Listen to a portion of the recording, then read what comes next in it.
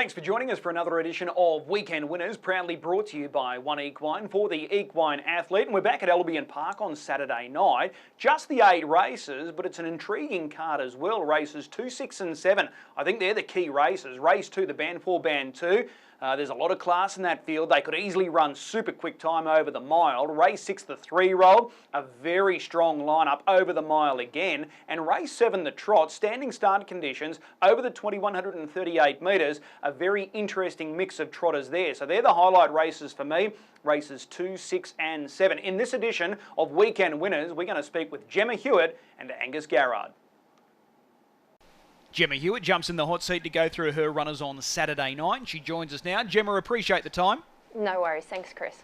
Race 1, number 12, Raging Sea. You knew where this guy was going to draw pre-fields because he's ODM. But when you look at his form on paper, it doesn't probably read all that well. But he's going better than what those numbers suggest. Am I right in saying that?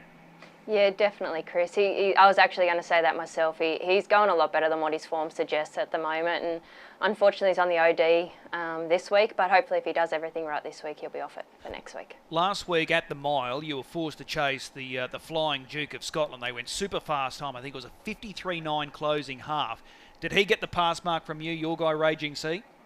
Yeah, Brendan was really happy with him, and yeah, as you said, the Duke of Scotland, that was a massive run, and I think he's one of the best up-and-coming horses in Queensland. So, yeah, fast time, and I think our horse went great back in the field. All right, 2100 here on Saturday night. Is that more to his liking?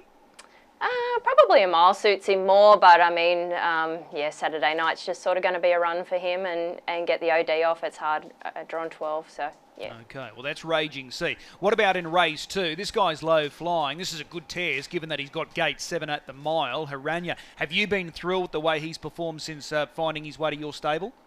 Yeah, he's a really nice horse, Chris. I think he's one of the best horses I got in the stable at the moment, and he's done a really good job since he's been there. But yeah, this is definitely a step up in grade this week for him, and unfortunately he's got a bad draw with it. But I really think he'll go through his grades and get to a fast class horse, so it'll be interesting to see what he does Saturday night. Okay, the key runners in this race are Tim's a Trooper, Always Smoking, and Captain Shuffles. If they overdo it, and there's a possibility that could happen, where does that leave Haranya? Well, I've actually always been told from the previous trainer and the owner that he's a better sit sprint horse. So, you know, I'll actually be glad to see him driven like that as well. We'll take him back and give him a quiet run. And as you said, if they go mad up front, it's not impossible. He won't be there at the end. We've actually just driven him on the top end a lot since we've got him, but I don't think that's his go. I think he's actually better to come from behind. Okay, so what's a pass mark for him here on the weekend? Just as long as he goes well within himself, you know. Captain Shuffles is a really nice horse, and it'll just be interesting to see where he measures up against him. As long as he goes well within himself and finishes off the race well, I'll be happy. Were you surprised he got out-sprinted last week behind Better Than a Rocket? Yeah, it's pretty shocking when you get home in 26.9 and still get ran down, but we always knew that would be the danger of him getting beat. Okay, race 3, you've got 2 mares lining up here in the quali, and both are going really well, Aurora Joy and Betting Duel. Do you have a preference one over the other? I have a preference driving.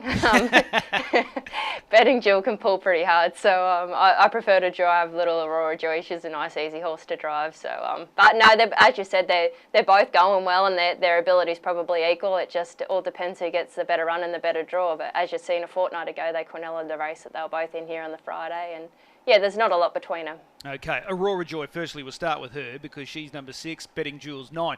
Are you likely to drift back from that draw? I think so, yeah. I think it's a little bit tough for her, but yeah, she'll probably drift back from there. Okay. Betting Duel, she's got a nice trailing draw here, 2 off the second row, following out a Go Forward horse and Isla and Addy. She should land in a pretty handy spot here. Yeah, I think she should too. So, yeah, Brendan's got the reins there, and I think they're both well and truly capable of winning mares qualies, so it's just a matter of time. 2138 metres. Who runs it better, Aurora Joy or Betting Duel? Probably Betting Duel. That suits better. But, yeah, either or, it doesn't really matter. Okay. Amami in race 4, he is one of the stable favourites, and he's going really well. He's always about the money. Again, it's a good test here, drawn out in gate 6. How do you rate his chances? He's probably one of the better hopes of the night. Yeah, it just sort of depends what happens during his run too. But if he has a bit of luck, he's going really well at the moment, so he should finish off well. What was the first line of thinking when you saw the field and the draw? Are we going forward, or how did you want to play it? Probably not is my first reaction. A little bit of speed down inside us, and the two favourites, obviously 1 and 2. So probably won't go forward. Was my initial thoughts, but. Okay, so therefore, are you hoping for a heap of speed? Yeah, I am. Yeah, I am. Yeah. Okay. Do you think he's going as well now as what he was, say, 12 months ago? Yeah, I actually think he's really in a bit of a purple patch at the moment. Yeah, he's going well, and as you said, he's always been a favourite, but he takes a lot of maintenance. He had an injury as an early 2-year-old, but no, he's been really well, and yeah, he's going his best lately he ever has. Gee, I tell you what, you've got some tough draws in front of you on the weekend. Yeah, that's right. I couldn't believe it as I kept flicking through the fields, but as you said, the first one was expected, but the rest were all pretty tough. I was hoping for a nice draw with Haranya in that race, but anyway, that's the way that goes. So 6 is the closest you've got. Nice. Hey, which one are you most looking forward to? Probably Haranya. I want to see him driven with a sit and against better horses. Okay, we'll put a circle around him. Race 2, number 7, Haranya. As always, Gemma, appreciate the time, and we'll see you trackside. No worries. Thanks, Chris. Angus Garrard joins us to go through his drives on Saturday night. Just the 8 races coming through. Angus, appreciate the time. Not a problem at all, Chris. Thanks for having me. You start in race 2, and this is probably the highlight race of the night. This is the Band 4, Band 2, so they're all sort of verging on open class company. Your drive is Scotch and Eyes. His first up run last week would have been very pleasing for all concerned. Yeah, absolutely. He was probably as good as he could have been there, and probably exceeded expectations first up, to be fair. So is this race just coming around a little too soon, given what he did first up last week? Oh, yeah, it probably is, but in saying that, he has been super sharp, so he's probably in that grade where this is where he's got to be now, so it'll probably be good to see where he's at. Okay, he's got a nice trailing draw here, 2 off the second row. You're going to follow out the likely favourite and Always Smokin', so that should leave you in a really good spot.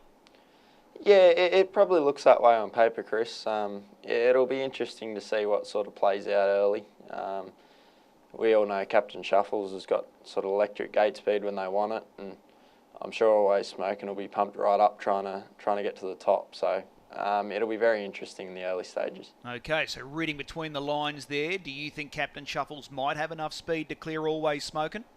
Oh, look, I'm not sure. I think he'll probably get sort of at least a half on him early, but whether he's got enough to actually clear across him, I'm not too sure. I guess we'll see.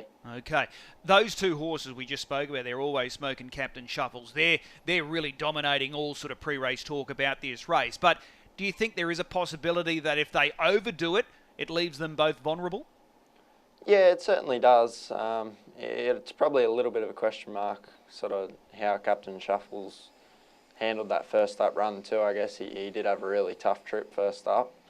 And, you know, Always Smoking's been up for quite a while, so there's probably little chinks in their armour, I guess you could say, and you know, Tim's a trooper's there as well. He's second up and certainly didn't disgrace himself at his first run back. Okay, Scotch and Ice has got a PB of 51.4. You drove him that night, so he's more than capable. This race, they are going to run time, aren't they?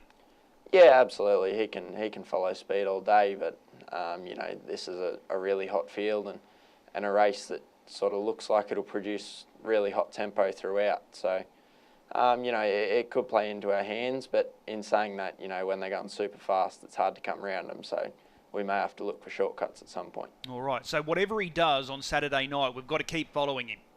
Yeah, look, he feels really sharp so far this time back. So I'm sure he'll run good races this time in, and I can't see why his sort of form won't continue to get better. Okay, let's go across to race 5. Your drive here is R11 Art. Now, no real shock here. He's got a very awkward draw. He's been plagued by bad draws for quite some time. It's not ideal, is it? No, it's not. But, you know, like we always say, I think every time we talk about him, he's racing super. He's just having no luck. So, you know, it probably looks a case of that again on Saturday night. But if it pans out, he can definitely be there. Yeah, he was terrific last week against Racing Time. He was really good, Chris. I was really pleased with the way he sort of travelled throughout in particular. You know, he was switched right on and he hit the line really well. Okay. So what are you thinking? What was your first line of thinking when you saw the field and you saw the draw? Do you go forward? Do you go back? It's only a mile, so what were you thinking initially? Oh, look, I think we'll just float across and sort of drift into a spot if we can early, Chris. You know, there's sort of a stack of speed inside us if they all decide to use it. So we just sort of got to let them decide what they want to do in the initial stages, and then we'll just see what happens. You know, if they back off hard and we got to move, then we can move. If not, we can sort of drive in quiet again and know we hit the line good. Okay, can you pinpoint a leader in this race at this stage? Look, it's probably a little tricky to work out. It probably depends sort of what wants to leave hard and what doesn't. As I said, sort of nearly all of the ones inside us have got enough speed that they could sort of make it interesting. Okay. So, bottom line, he's going to be thereabouts. He just needs to, you need to find that position early and go from there. Yeah, I'm sure he raced good. We just got to work out a trip that suits. Okay. Your other drive on Saturday night is a key drive. This is a trotter that's really going somewhere. Get Used to It for Darren Weeks and Kylie Rasmussen. He's won 3 of his last 4. What's the impression that he's leaving with you, this trotter? Yeah, he's very talented, Chris, and I think, to be fair, we've always known that. He's just sort of had some issues with his manners throughout the early part of his career, but you know, touch wood, he's been a different horse this time back. He's a lot more settled and a lot more happy in himself and in his races. So definitely positive signs looking forward. Is that just a maturity thing for this trotter? Yeah, I think so. Darren and Kylie have been super patient with him. You know, he's very lightly raced, and I think he's 5 or 6 now. So, you know, it's starting to pay dividends, and you know, he should go a long way. Okay, tell me this. He's had the 2 runs back. He's won them both since that Sydney campaign. Which win was more impressive, his most recent start or that first up win? Look, I think they were both very good. I was pretty impressed with his last start. You know, he just shied at the redcoat on the outside going up to the gate and made a little break and give us all a bit of a heart attack. But he had to chase the gate pretty hard for 200 or 300 metres, and then, you know, we left pretty strong and the lead time was solid, and he still did it really comfortable. So I was very impressed with that. You know, he probably ran sort of 23 or 2400 where the others only ran a really strong 21. So I was very impressed with his run there. Okay, and the times out of both of those wins have been really good. Just quickly, he stands off the front row. You've got open class horses behind you, and they're not too far away. So do you expect him to begin safely, given the fact that he's ODS? Yeah, look, touch wood, he's always actually stepped quite well. It's just a matter of getting him around the first turn, really. But, you know, we've just been keeping him happy lately, letting him do his own thing, and just sort of being there for him early if he needs us, and he's handled it really well. So, you know, if he does that again, I think he'll definitely run a bold race. 6 from 11, as I mentioned. I don't know if this is pie in the sky stuff, but with the Inter-Dominion July next year, could that be a long-range target? Yeah, I definitely wouldn't rule it out. I certainly think he's good enough that in time he'll be racing in those sort of races, but you know, we'll just have to see how he progresses. But if he keeps going the way he's going, I'm sure he'll be close to being there. Is that the drive you're most looking forward to this weekend? Yeah, I think so, yeah. Okay, race 7, number 4. Get Used to It. As always, Angus, we appreciate the time. We'll see you trackside. No worries. Thanks, Chris. As always, a big thanks to our 2 drivers, Gemma Hewitt, Angus Garrard, giving up their time and insights ahead of their drives on the weekend, and we wish them all the very best of luck. Time now to find a good thing or two for this 8-race program, and I'm going to go with race 6, that 3-year-old race. I just feel under these conditions she might just be too slick for her rivals. RDB Mickey, high quality filly, as we know. She won the South East Oaks, the Queensland Oaks during the Constellation. She's a proven Group 1 performer, and she's a very fast filly. I think this race setup looks ideal for her. Drawn off the second row, I think they're going to generate strong early pressure, and she'll be too slick for them over the concluding stages. So I'm keen to be with her. Race 6, number 9, RDB Mickey, going with the class filly in what is a very strong 3-year-old race. If you are gambling this weekend, please do so responsibly. We'll see you at Albion Park. 8 races. We kick off just after 6 o'clock on Saturday night.